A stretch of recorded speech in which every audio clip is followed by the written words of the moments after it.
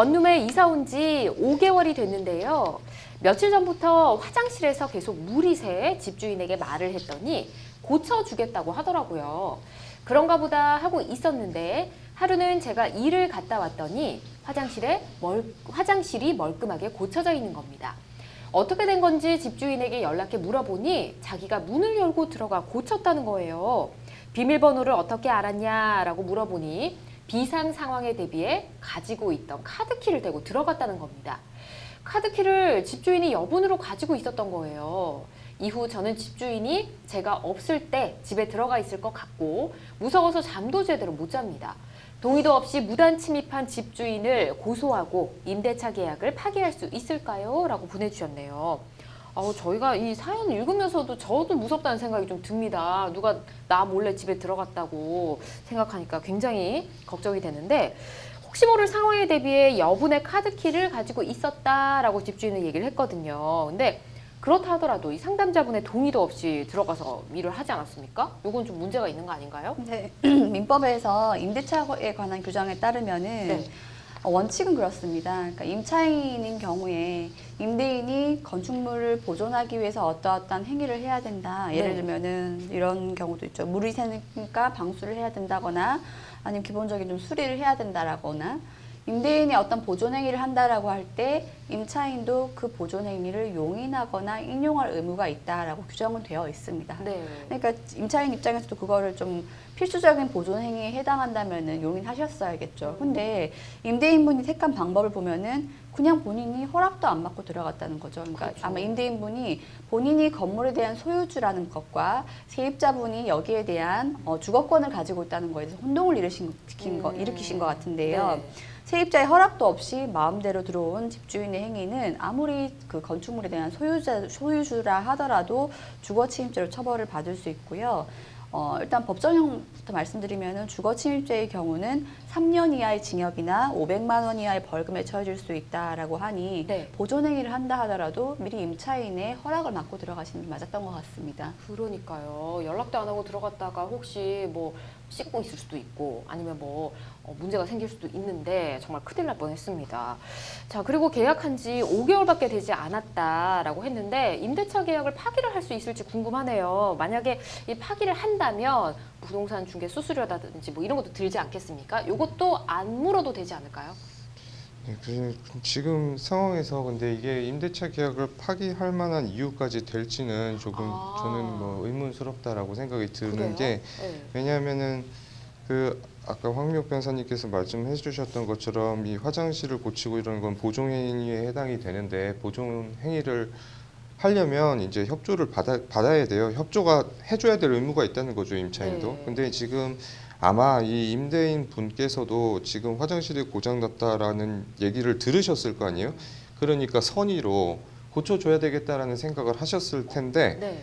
뭐 집에 그냥 들어갔겠습니까? 그리고 뭐 이분들 같은 경우에 일을 하시는 분이기 때문에 뭐 주중에는 사실상 없잖아요, 집이 집에. 비어있다 생각하면 그러면은 이제 그 화장실을 수리하는 분들도 주중에 일을 하시잖아요. 네. 그러면은 결국에는 어떻게 보면 비워져 있는 시간에 가서 수리를 할 수밖에 없다라는 거잖아요. 네. 그리고 아마 그냥 막 들어가지도 않았을 것 같아요. 뭐 초인종도 눌러보고 뭐 이렇게 해보고 아무도 물론 없다고 이제 그 확인하고. 임대인께서 실수하셨던 거는 한번 그래도 전화를 해서 지금 그렇죠. 들어가서 되겠냐 이렇게 물어보는 것이 맞다라고 생각이 들고 주거 침입죄가 성립하는 거는 뭐 네. 문제가 없겠습니다만 어쨌든 임대차 계약 해지 사유는 되지 않을 거다라고 저는 생각이 들어요. 그 1회에 네. 그런 사정으로 인해서 한번 들어간 것만으로 임대차 계약을 일방적으로 파기할 수 있다. 이미 성립한 계약을 그렇게 생각이 되진 않습니다. 그렇군요. 계약 파기는 좀 어려울 수도 있겠다. 그럼 이게 수수료에 대한 답변을 물어볼 네. 수도 없는 그런 상황이네요. 자, 근데 계약 해지도 해지지만 정신적으로도 좀 충격을 받으셨을 것 같습니다. 나중에 뭐 다른 데 이사를 가든지 아니면 내가 뭐 집을 산다고 하더라도 이전에 살던 사람이 또 카드키가 있던지 뭐 열쇠가 있어서 또 들어오진 않을까 이런 트라우마가 좀 남을 수도 있을 것 같은데 이건 좀 손해배상 이런 거 청구할 수 네. 있을까요? 그 사안의 경우는 한 번 들어가셨던 것 같고 저도 최 변호사님 의견에 동조하는 게 아마 집주인분이 좀 연세 드신 분이라거나 아니면 이렇게 세입자분이 이런 거에 대해서 좀 그렇게 엄격하게 생각하지 않으셨던 것 같고, 아. 그 말인즉슨 좀 실수가 있으셨던 것 같고, 예. 이건 일회성이니까 그러시지 마세요라고 할 부분인 것 같은데, 근데 이분뿐만이 아니라 집주인분들이 세입자의 집에 좀 도가 넘게 심각하게 들어가시는 분들이 많고요. 또 그에 대한 판례도 있는데, 결과적으로는 만약에 그런 일이 계속 반복적으로 발생하고 뭐 집주인분들이 협박하시고 그런 경우도 있단 말이에요. 오. 뭐 심지어 이런 그러니까 이런 조항을 넣는 경우도 봤어요. 만약에 세입자가 타인을 집으로 데리고 와서 네. 1박을 할 경우에는 뭐 계약을 해지한다. 이런 식의 부당한 아. 조항도 넣는 경우를 봤는데 네. 뭐 그런 경우는 좀 심하다고 봐야 되는 거죠. 그래서 그런 경우는 위자료 청구 충분히 가능할 텐데 네. 문제는 위자료라는 게 이제 본인이 원했던 것만큼 나오지 않을 가능성이 커서 이걸 송사로서 하는 것이 실익이 있을까 좀 고민을 해보셔야 될 것 같습니다. 아, 그렇군요. 알겠습니다. 지금 한 일회성인 것 같지만 막 반복이 되면 또 문제가 되니까 그때 또 생각을 해보셔야 될 것 같고요. 계약 해지가 좀 안 되거나 이게 좀 불가능할 것 같다. 그러면 조금 더 안전하게 살고 싶지 않겠습니까? 그러면 열쇠 하나 더 달고 싶던지 아니면 보조 장치를 단다든지 이런 걸 하고 싶을 텐데 이런 걸 설치하려면 또 집주인 동의를 구해야 되겠죠. 어떻습니까?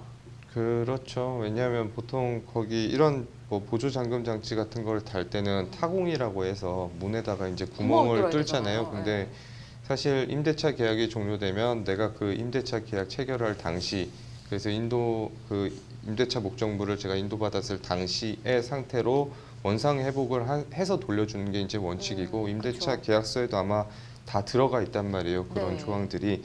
그래서 이제 타공을 했다라고 한다면 그걸 나중에 또 원상 회복해줘야 될 의무가 있는데 그 타공 형태에 따라서 그 원상 회복 자체가 어려울 수 있잖아요. 맞아요. 현관문은 조금 그렇죠. 어려울 수 그래서 있죠. 이제 그거는 한번 물어보시고 타공을 하시는 게 좋지 않겠나라고 저는 생각이 드네요. 요거 만약에 이런 설치를 하실 거면 그래도 집주인한테 동의를 한번 구해야 될 것 같습니다. 안 구하면 또 집주인하고 똑같은 사람이 될 것 같기도 하니까 이렇게 말씀드리고요. 계약 해지를 만약에 할 수 있는 상황이다. 뭐 예를 들어서 집주인이 좀 과도하게 간섭을 한다든지 해서 그런 상황이 왔다면 그래서 해지를 결국 할 수 있게 됐는데 만약에 집주인이 그걸 끝까지 반대한다. 너무 과도한 간섭을 하는데 이럴 경우는 뭐 방법이 있을까요? 일단 이 사안에서 봤을 때는 그러니까 법에서는 해지를 요청한다라고 했을 때 임의적인 해지는 되지 않습니다. 법으로 해지권을 부여하거나 예. 서로 약정으로 해지권을 부여하거나 이런 기본적인 해지권이 있어야 되는데 네. 이 사안 같은 경우에는 한 번이었기 때문에 법에서 이야기하는 즉 임대차에 관한 민법에서 이야기하는 즉 임대차 목적물을 계약의 목적에 따라서 사용 수익할 수 없도록 만든 거냐 하면 그 정도는 이르지 않은 것 같아요. 즉 법에서 이야기하는 해지권은 아마 발생하지 않은 것 같은데 네. 그러면 좀 더 전제를 바꾸어서 굉장히 집주인이 심각한 피해를 입혔다. 그런 경우를 말씀드릴 거예요. 네. 그렇다고 하면은 민법에서 이야기하는 임대차 목적물을 사용 수익할 수 있는 의무를 다하지 않은 게 되는 거고 임차인이 해지할 수 있겠죠. 네. 해지했다 하면은 임대인은 반환해줘야 되죠. 보증금 반환해줘야 되는 건데 안 주시는 경우 많죠. 보통 1번으로 내세우시는 이유가 후 세입자가 들어오면 맞아요. 그 돈이 돌아야 된다 이렇게 이야기하시는데 네. 맞는 말 아닙니다. 그러니까 주시는 건 주셔야 되는 건데 현실적으로 FM대로 원칙을 따져가지고 지금 주셔야죠 라고 이야기하기에는 못 줘라고 하면은 뭐 보증금 반환 청구에 소송을 들어가야 되는데 소송이라는 게 1, 2개월 만에 뚝딱 결과 나오는 게 아니다 보니 그렇죠. 보통 세입자분들이 울며 겨자 먹기로 그냥 하는 거지요. 예, 그래서 일단 보증금 반환 청구의 소나 아니면 그 주택에 대한 가압류 정도 가능하실 것 같습니다.